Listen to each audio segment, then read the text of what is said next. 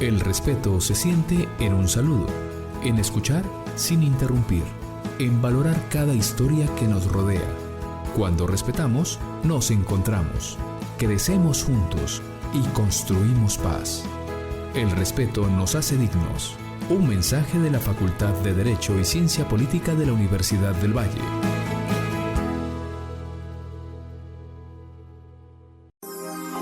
A esta hora, en Mediodía Noticias, la nota jurídica. La nota jurídica.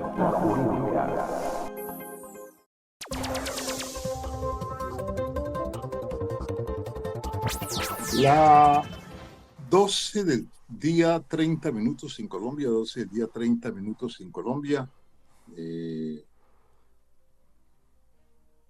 Tenemos contacto a esta hora para la nota jurídica con el doctor Camilo Cruz.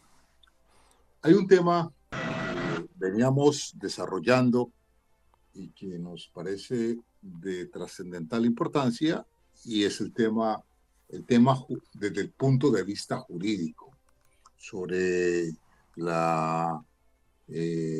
señalamiento, el mensaje que entregó en las últimas horas el doctor Iván Cepeda sobre una desobediencia, una movilización en Colombia, porque no ha renunciado el señor Abelardo Velas Prilla a su nacionalidad norteamericana. Doctor Camilo, muy buenas tardes y muchas gracias por atendernos. Buenas tardes, estimado Oscar, qué gusto estar de vuelta en este espacio. Disculpen ahí el ruido de fondo, pero a veces está uno en espacios que no son los adecuados. Un gusto también para toda nuestra audiencia y un saludo a la decana de la Facultad de Derecho y Ciencia Política por este espacio tan importante que ha gestado aquí dentro de la radio Universidad del Valle. Oscar, pues muy interesante lo que preguntas. Yo creo que esta es una gran duda que surge para muchas personas en torno a qué significa este concepto de la desobediencia civil, y justamente, dado que es un concepto complejo, digamos, yo iniciaría no tanto por la definición jurídica del fenómeno, que tiene que ver con, digamos, con cómo actuar o no frente a unas autoridades que no se consideran legítimas, sino más bien la discusión política, ¿no? Yo creo que el mensaje inicialmente hay que verlo más en términos políticos que en términos jurídicos. ¿Qué significa esto de la desobediencia civil? Significa, en la práctica, señalar que, dada la ilegitimidad que se percibe de la autoridad civil, es válido para la ciudadanía no seguir la normativa de la autoridad de manera pacífica, de manera, digamos, legítima, no violenta, pero, digamos, como un acto de resistencia política. Esto, digamos, surge, quien, digamos, filosóficamente escribió sobre la resistencia civil fue Thoreau, un autor norteamericano que señaló que creó esta idea, o la puso de presente hacia la década de 1860, como una manera de criticar al gobierno estadounidense tanto por la continuidad de la esclavización. Recordemos que hacia 1860 todavía estaba, digamos, eran los albores de lo que fue la guerra civil norteamericana, que tuvo en parte que ver con el reconocimiento de la libertad de los esclavos y la invasión a México, lo cual, digamos, para Thoreau eran acciones ilegítimas. Posteriormente esto fue reivindicado también por Mahatma Gandhi, padre de la independencia de la India, que digamos, utilizó este concepto para resistir a la ocupación inglesa, para señalar que no se obedecía los mandatos de la ocupación. Y después Martin Luther King, líder del movimiento por los derechos de las personas afro, también lo utilizó, ¿no? Entonces es un concepto político más que jurídico. Ahora bien, en Colombia ha sido reconocido, ha estado presente como una manera de, por ejemplo, de asumir el derecho de las personas a resistir a situaciones que consideran legítimas. Por ejemplo, la Corte Constitucional lo ha reconocido como el derecho de los presos de no obedecer a los mandatos dentro de dentro del reclusorio penal si consideran que se están violando sus derechos, ¿no? Esto es, digamos, parte de los derechos, de expresiones legítimas individualmente. Ahora, en términos sociales y políticos, sí ha ocurrido a nivel general. Recordemos que en el año 2016 el expresidente Álvaro Uribe usó esta figura para señalar el desconocimiento al gobierno de Juan Manuel Santos. Pero digamos que este es un tema, insisto, y con esto cierro mi primera parte de la intervención, es un tema que es eminentemente político y cuyas implicaciones jurídicas, digamos, ahí sí habría que revisar caso a caso y señalando en cada momento qué expresiones de la protesta social son constitucionales, qué derechos existe para la ciudadanía de expresar su malestar en el derecho a la protesta y a la manifestación. Eso que usted nos acaba de decir es bien interesante. Antes de que llegue nuestro coordinador Iván Garrido, yo le pregunto, ¿y cuál es el temor cuando uno oye hablar de desobediencia? Es que allí es interesante los comentarios suyos, doctor Cruz, porque cuando uno oye hablar de desobediencia, la gente toma esto como si se fuera a armar una tragedia en el país, y usted cita lo ocurrido con el expresidente Álvaro Uribe Vélez. Sería interesante porque siempre se habla de una desobediencia pacífica. Yo no sé si ella puede estallar en una desobediencia agresiva o dañina, o cómo se le puede explicar esta parte a los oyentes, doctor Camilo. Sí, muy interesante lo que preguntas. Justamente yo creo que ahí está el meollo del asunto, en que muchas personas lo asumen como si la noción de desobediencia tuviera que ver con digamos, un acto violento, ¿no? Yo creo que eso es muy interesante, lo reitero la palabra, porque creo que estamos muy acostumbrados a asumir que desobedecer es transgredir al padre, ¿no? Y nos van a regañar y toda la cosa, ¿no? Y, digamos, en términos filosóficos, no estamos hablando de términos jurídicos, en términos políticos, desobedecer implica poner de presente unas posturas éticas, morales, políticas, los que sean, que hace que, digamos, se entienda que una norma, una resolución, un mandato puede ser criticado, ¿no? Esto es, digamos, esto es algo que al final no es tan extraño en nuestra sociedad, nomás pensémoslo. Aparte del caso de lo que hablábamos del expresidente Álvaro Uribe, su llamado desobediencia civil en el 2016, es, digamos, lo que comúnmente suele ocurrir, por ejemplo, cuando una comunidad se siente disconforme con el costo de un peaje y bloquea el peaje, ¿no? Y después viene todo un proceso de diálogo comunitario y se transforma la situación, ¿no? Entonces, en términos filosóficos, ya no estamos hablando de términos jurídicos, o sea, la palabra desobediencia no tenemos que tenerle miedo y desconfianza, porque simplemente lo que implica es abrir un debate sobre la legalidad de los actos. Eso no quiere decir que uno esté de acuerdo, ¿no?, con el llamado, si uno lo considera responsable o no, pero hay que verlo de esa manera, ¿no? Creo que en este momento, más que, digamos, un llamado a, no sé, a violencia o algo así, dado que el concepto incluso dentro de sí mismo implica el término pacífico, yo creo que habría que verlo como, digamos, una tensión política inicial entre dos sectores políticos y sociales que, digamos, son bastante diferentes y sobre los que hay unos puntos que el candidato derrotado quiere señalarlo de esta manera política, ¿no? Es una discusión eminentemente política. Ahora, estoy aquí leyendo, dice, el Tribunal Superior de Bogotá negó una acción de tutela que buscaba frenar la candidatura presidencial de Abelardo de la Espriella al considerar que su doble nacionalidad colombiana y estadounidense no constituye una inhabilidad para aspirar a la presidencia. Es decir, acá estamos hablando ya desde el punto de vista jurídico. O sea, unos jurídicos que dicen que sí y otros que están diciéndole usted puede ser presidente teniendo la doble nacionalidad. Allí, ¿qué instancia vendría para definir esto, doctor Camilo?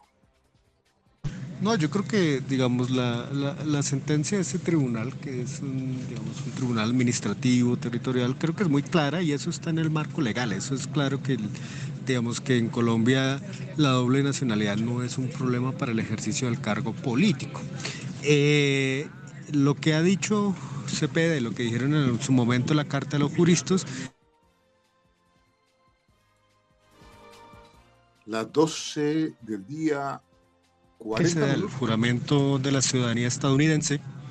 El juramento de la ciudadanía estadounidense, que implica lealtad irrestricta a las autoridades norteamericanas, generaba algún problema para asumir el cargo en Colombia. Es una discusión netamente moral. O sea, en términos jurídicos no hay ninguna restricción frente a este asunto, que es una buena discusión y que hay que reflexionar de si es posible ejercer ese cargo con doble nacionalidad. Es un tema a futuro, pero en términos jurídicos ya la justicia se ha señalado y, digamos, la experiencia previa ya había tenido, digamos, esta dinámica social, ¿no? Entonces, yo creo que, digamos, esto en términos jurídicos ya ha estado, digamos, determinado a fondo, ¿no? No es un impedimento para asumir el cargo.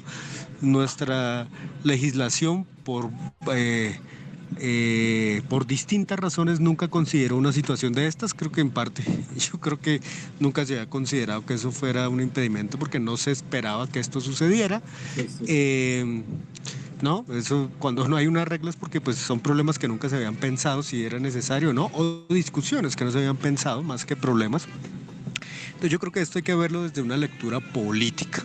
Y si lo vemos desde una lectura política, tenemos que ver ahí sí cuáles son las consecuencias efectivas de dicha situación. Hasta ahora, lo que sabemos es que no hay, digamos, un señalamiento claro de en qué casos llama a activar esta noción de desobediencia civil, de qué manera se podría dar, cuáles son, digamos, las responsabilidades que asumiría como liderazgo de la oposición frente a estos temas, y tampoco si se materializará en algo o no. Yo creo que es una declaración por ahora política que nos ha llevado a tener estos espacios de discusión, dada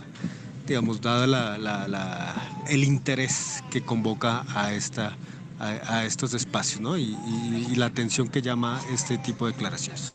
Así es, doctor. A ver, Iván. Muchas gracias, Oscar. 12:42 en Colombia. Doctor Cruz, a la luz de la Constitución, permítame, yo le hago la siguiente reflexión que me gustaría que usted nos aclarara un poco sobre el tema.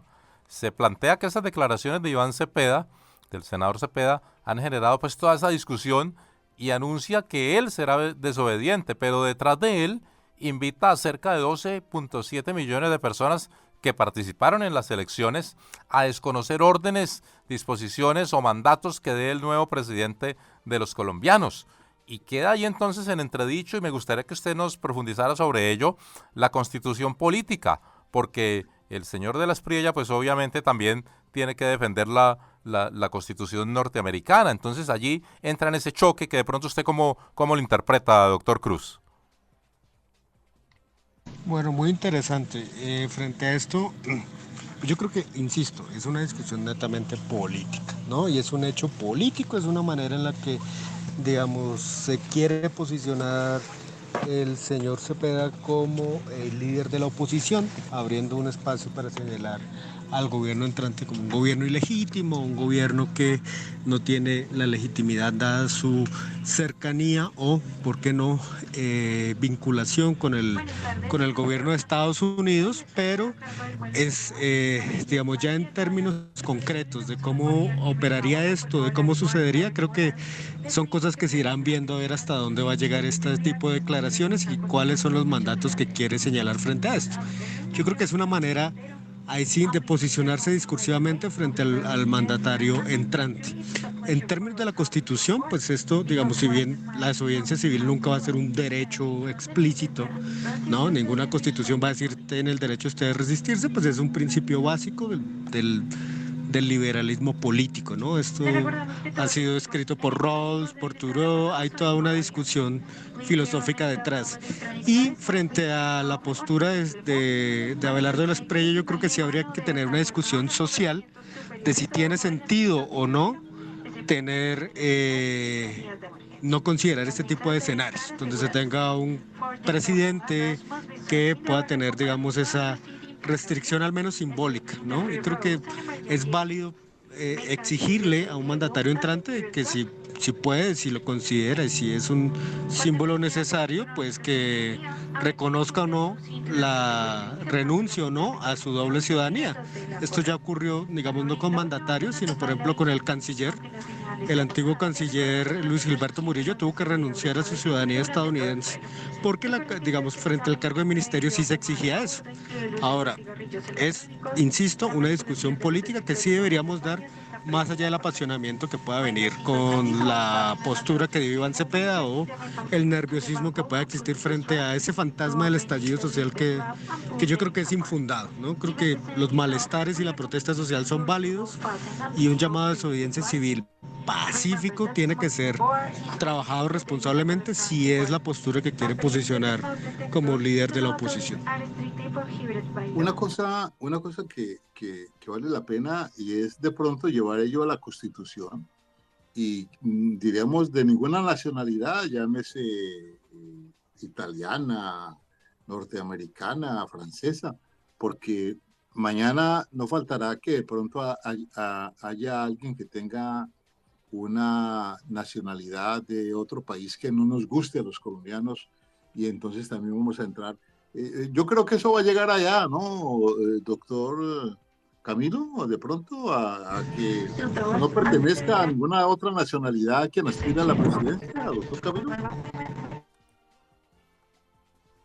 Pues sería interesante discutirlo y en especial frente a lo que se ha señalado y es en específico lo que se ha señalado que es moral, no es jurídico porque jurídicamente no hay esa reflexión sino moral, dado que el juramento al adquirir la ciudadanía...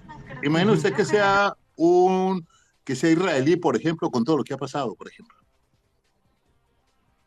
Claro, todas esas discusiones tenemos que darlas y eso es importante. Siempre recordemos que toda normativa, toda sociedad, toda transformación debe estar sujeta a discusión jurídica, discusión normativa, discusión moral, es porque para eso son las normas, para expresar las definiciones que en cada momento la sociedad tenga en su principio. Si en algún punto no se discutió, era porque seguramente moralmente no se asumía como una situación relevante, pero es importante discutirlo y es importante que la sociedad tenga el espacio para la discusión, que sea en el marco de la legalidad, que sea en el marco de la normativa existente, que sea en el marco de las posibilidades existentes. A ver, Iván. Así las cosas, doctor Cruz, ¿cuál sería ese llamado que de verdad en materia jurídica se le hace hoy a todos los colombianos para poder empezar a construir esa política de paz, de tranquilidad y de avanzar en nuestro país? Bueno, ya como también el tiempo nos va cerrando, aprovecho también para agradecer a quienes nos escucharon, a quienes participaron de este espacio, a ustedes, Iván y Oscar, por abrir estos micrófonos. Pues yo creo que lo importante es asumir nuestros procedimientos constitucionales, asumir nuestra legalidad y nuestra democracia como principio básico y asumir también que la protesta pacífica es un derecho y que debe ser protegido también por la Constitución. Y también entender que hay discusiones que son políticas a las que no le debemos tener miedo, que sin embargo lo que debemos es tener la posibilidad de tramitarlas por vías pacíficas, por vías consensuales, por vías que contribuyan a la al entendimiento social y a la posibilidad de tener un diálogo social sin miedos, sin amenazas, sin incertidumbres, sino para la construcción de país, ¿no? Entonces, todos estos debates tienen que ser llevados a ese punto, ¿no? A entender que la democracia es uno de los principios básicos de nuestro país, que el consenso y el diálogo es fundamental y que entender las incertidumbres y las posturas de cada sector es importante para abrir ese diálogo. Doctor Camilo, le deseamos una feliz tarde y como siempre, gracias por esa ilustración desde el punto, desde el marco de ese conocimiento jurídico. Muchas gracias, doctor Camilo. Gracias a ustedes por la invitación, gracias a quienes nos escucharon y gracias a todo este sistema radial tan importante para el debate social en la ciudad de Cali. Un abrazo para todos y para todos. Feliz tarde, doctor Camilo.